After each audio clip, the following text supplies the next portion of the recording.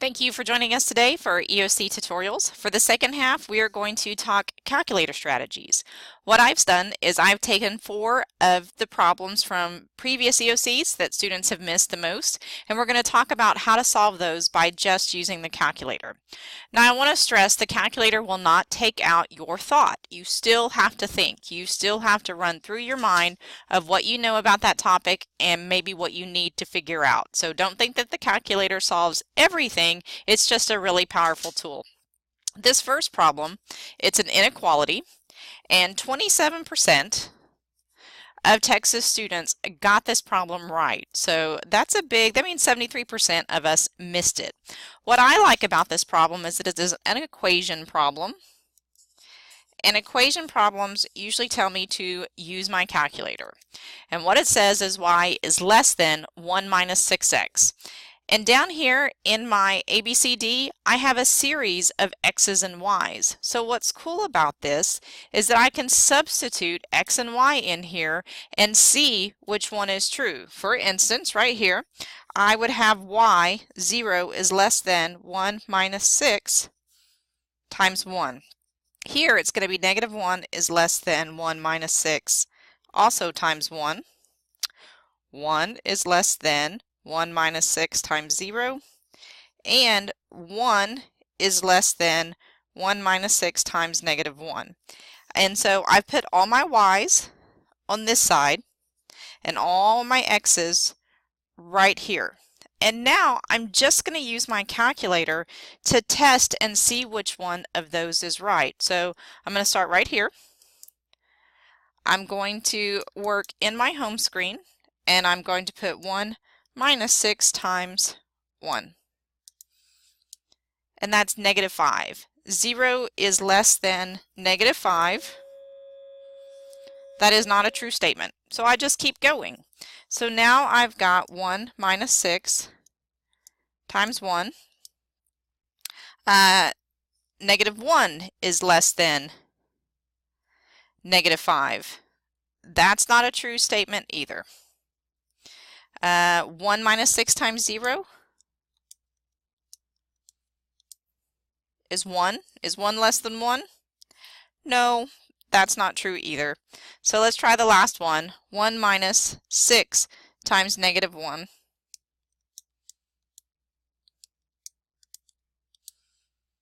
And it is 7.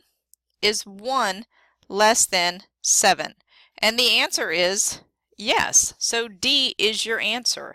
And if you see it as a substitution problem, because in your equation you have an x and a y, and down here in your answer choices you're given a numeric x and y. So all you have to do is substitute and go from there. Our next problem, a little bit better. 47% got this right, so 53 missed it. I see again that this is an equation problem, so I'm going to highlight my equation. And it's asking for x-intercepts. And I know from Algebra 1 that x-intercepts are also roots and zeros. And if I were to get a picture of this, it would look something like that, and I would be looking for the points where it crosses the x-axis. So let's try that.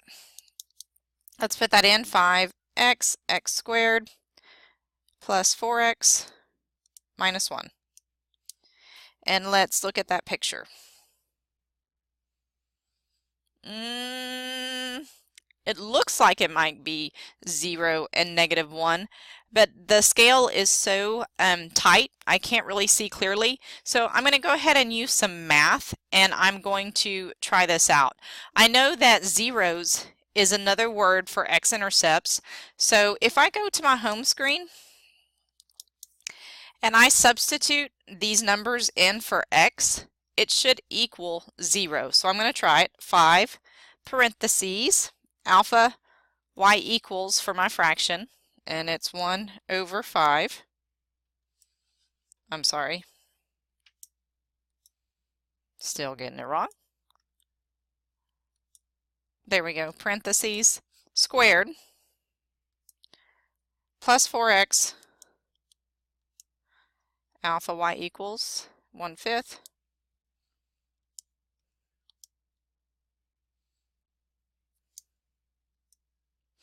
minus 1. And let's just hit enter. Woohoo! And I've got a 0, so that one works. So now let's try our -1 squared plus 4 times -1 minus 1.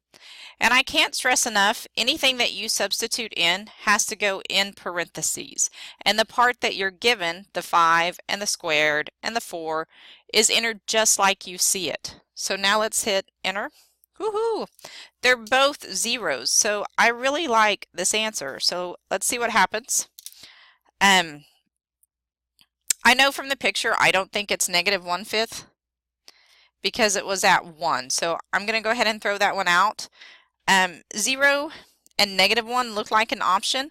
I've tried -1 and it worked. I'm going to try 0 and see what happens in my home screen. I'm going to substitute 0 in. 5 times 0 squared plus 4 times 0 minus 1. I'm going to hit enter, and it's -1. So I know that it's not going to work, and just to save time on my little recording, you guys, I'm going to go ahead and tell you when I plug these numbers in, they don't work either. And so the first choice was right.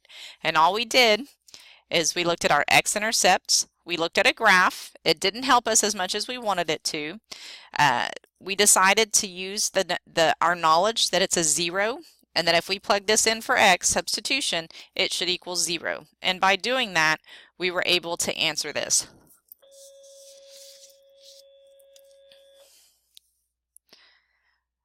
Woohoo!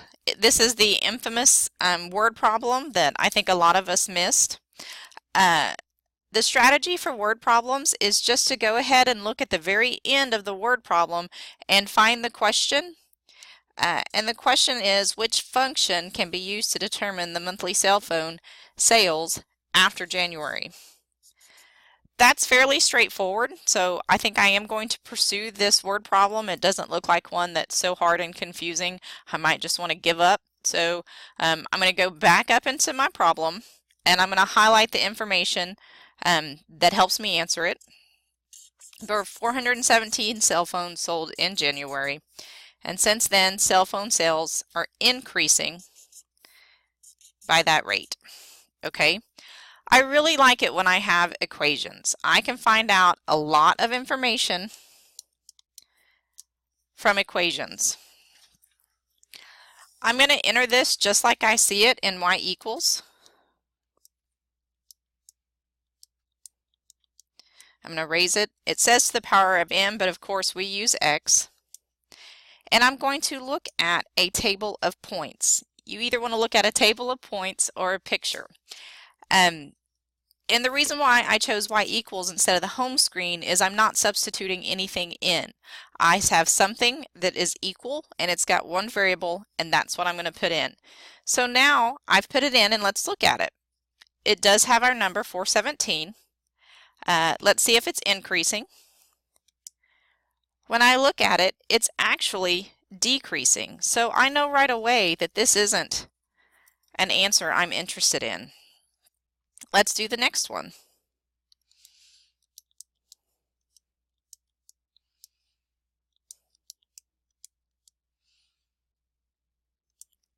And let's look at a table of points. Once again, I start with 417, which is what I'm after. And it is increasing slightly each month. So this looks like a really good possibility for an answer. But just to be on the safe side, let's keep going.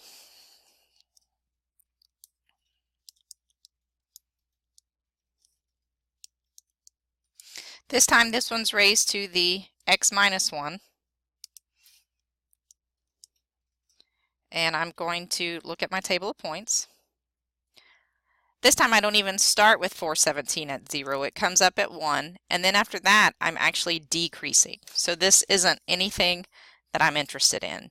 And just to save time, I'm just going to go ahead and let you know that B is the answer. You should try D in a test situation, but I just want us to keep moving. Last one. This one really wasn't that bad. 53% of students got it right, so that means 1 out of every 2 students was able to answer it.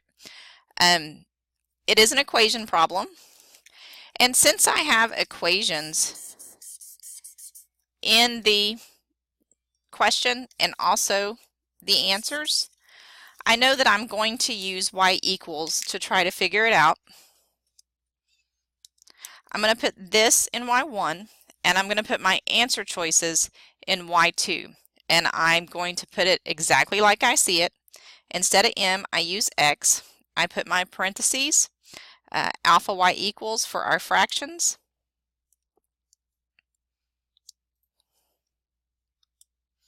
plus 1, close our parentheses, plus 3, alpha y equals 5 over 3,